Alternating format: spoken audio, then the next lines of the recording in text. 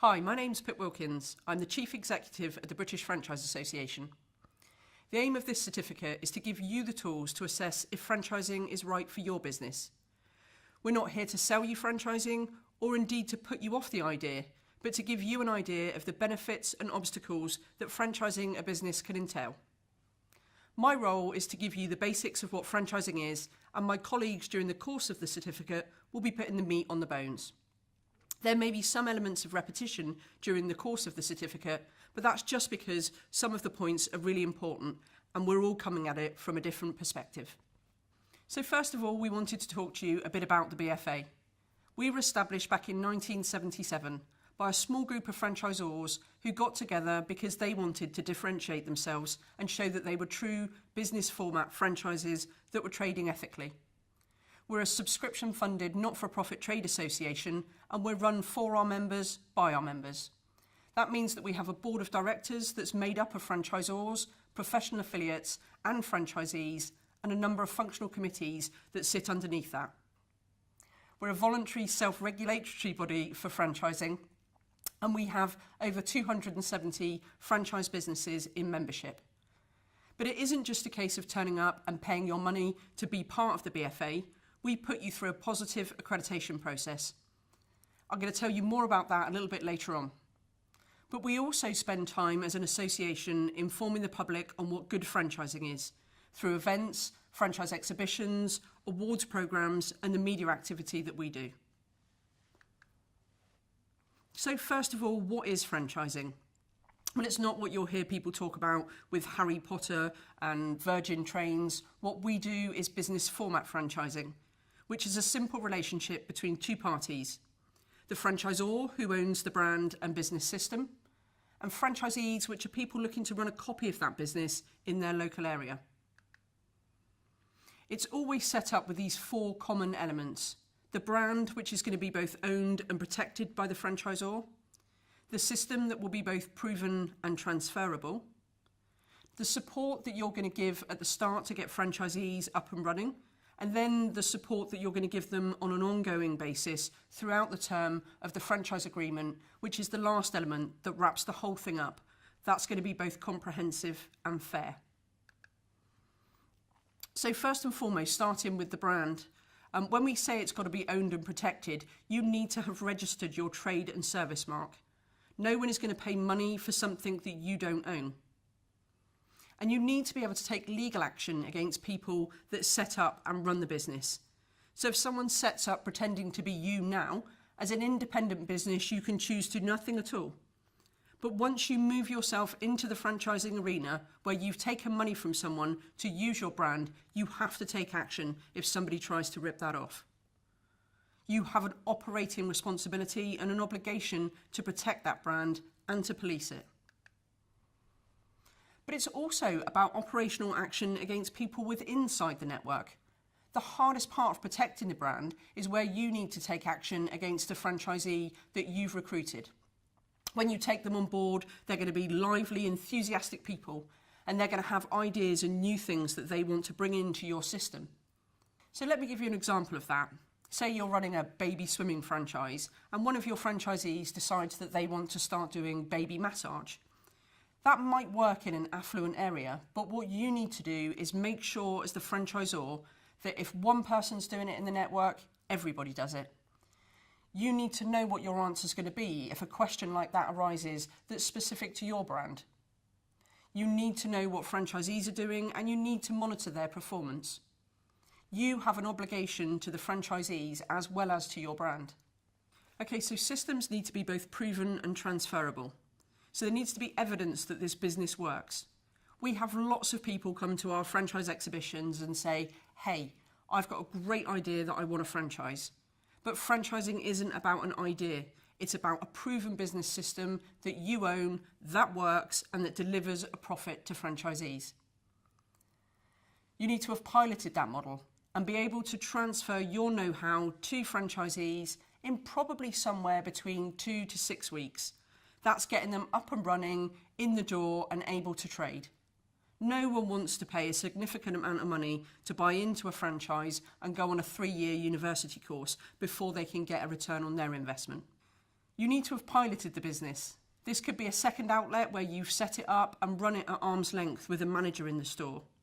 Or it could be taking on a franchisee on special terms, giving them a discounted entry fee or a special exit plan if it doesn't work out. But you need to recognise if you're doing that they're sharing some of the development and some of the risk, but they all need to be on the same terms on a franchise agreement. You also need to develop a training course and an operations manual. The operations manual is going to be the Bible of how to do everything in the business. You know it inside out, but a franchisee is going to need a detailed manual that sets out the sales, the marketing, finance, HR, and how to do the day-to-day operational parts of that business. And you need to be able to train franchisees, and training someone is a skilled job. Just because you're good at what you do doesn't mean you're going to be good at training someone to do what you do. So looking at the initial and the continuing support that you're going to offer. Initially, it's about how to get that franchisee up and running. So you might help with things like business planning. But remember, they've got to own the plan. You'll perhaps provide a framework and guidelines and some average figures from your network, but they really need to make that and own that plan themselves. You might help with site selection and fit out.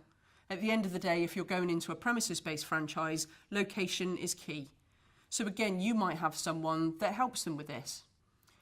There may be admin setup that you want to look at. For example, are you going to have a centralised call centre where people will phone in and you'll send the leads on to the franchisees? How's staff training going to work? Are you going to train their staff, or are you going to train the franchisee to do it themselves? And you need to look at the launch, how to get them up and running in their local area. All of the admin setup, training, launch marketing is part of the package that you're going to be giving to franchisees. Now, the continuing support. If you don't give ongoing support, what you're not offering is a business format franchise. It's really important.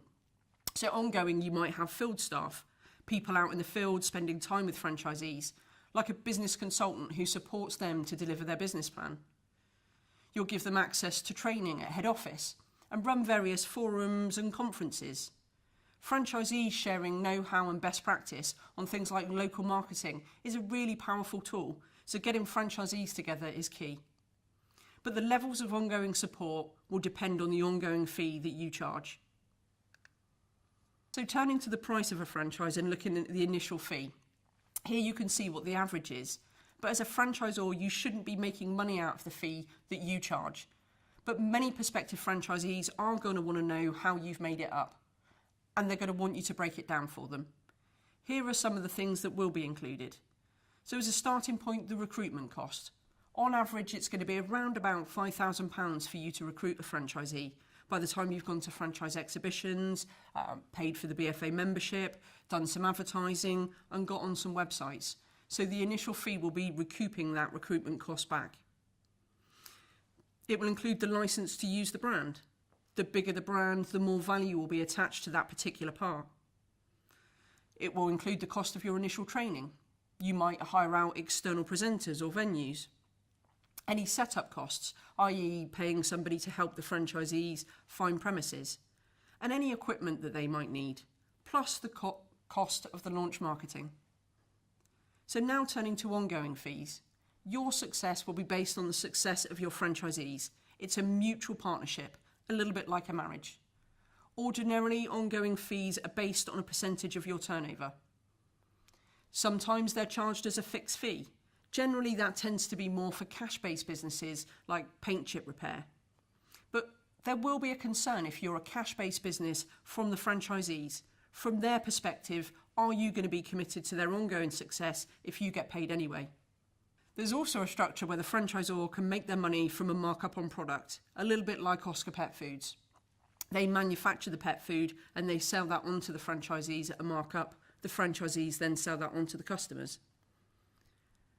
It's also common for franchisors to charge a marketing fee, ordinarily 1 to 2% of turnover, but it will be completely transparent to franchisees within the network. It's about national marketing of the business to gain customers. The franchisor shouldn't be using that as a pot to recruit new franchisees. So what should you be doing for the ongoing fee? We've already spoken about ongoing support, But you also need to do things internally. Research and development, it's what keeps businesses alive and running.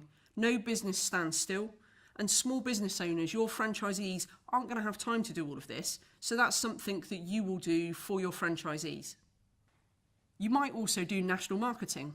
If you were a cleaning franchise, as a franchisor, you could perhaps go out and negotiate the contract to clean all of the Marks and Spencers and pass that business on to your franchisees. As the franchisor, you'll be looking at quality control to ensure all franchisees are following the system and doing things in the right way.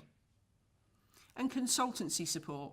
We've already talked about field visits to franchisees, but that's something you really need to make sure you're doing, looking after your franchisees on a day-to-day basis.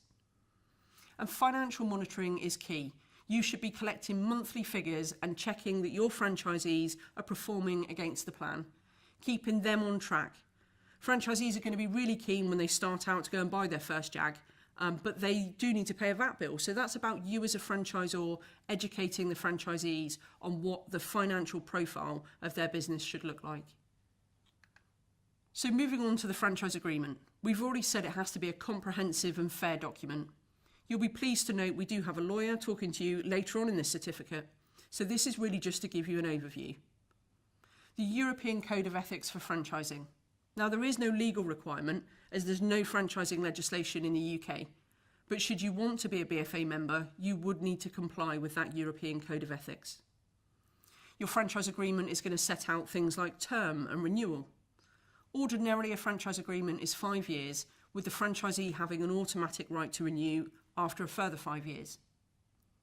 It will outline territory and performance, where the franchisee's area is going to be, what size it's going to be, and it will also perhaps set out minimum performance clauses for the franchisees. It's going to cover what happens if you get into dispute with a franchisee and what the termination restrictions will be. And the sale of the business, you need the right as the franchisor to approve the buyer so that you can ensure that franchisees, when they sell their business on, are bringing in people that meet your criteria. And the one that we can't ever emphasise enough is all franchisees have got to be on the same terms. Don't negotiate the terms of your franchise agreement. If you do, within 3.2 nanoseconds, every franchisee in the network will know exactly the deal that you've done. And please, when you get your franchise agreement drawn up, take the right advice.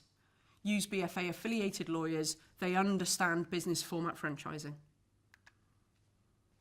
So once you've recruited your franchisees and they're on board, and you have a client base and they're successful, what are you going to do for them on an ongoing basis that makes them want to keep writing that check and make that bank transfer every month?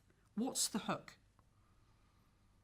They will think that they can get it cheaper somewhere else or source it themselves, so you need to do something. It could be the fact that you have a patented product. If they leave your system, they'll no longer have access to that product.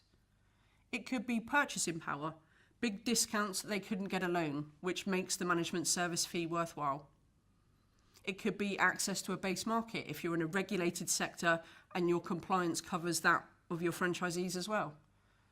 It may be the access to the national accounts that we've already spoken about. Or it could be that as the franchisor, you do the administration. You're supplying the customers or perhaps the debt collection or a call centre. And it could be that you're in an ever-changing industry, so they really need you to keep them ahead of the competition.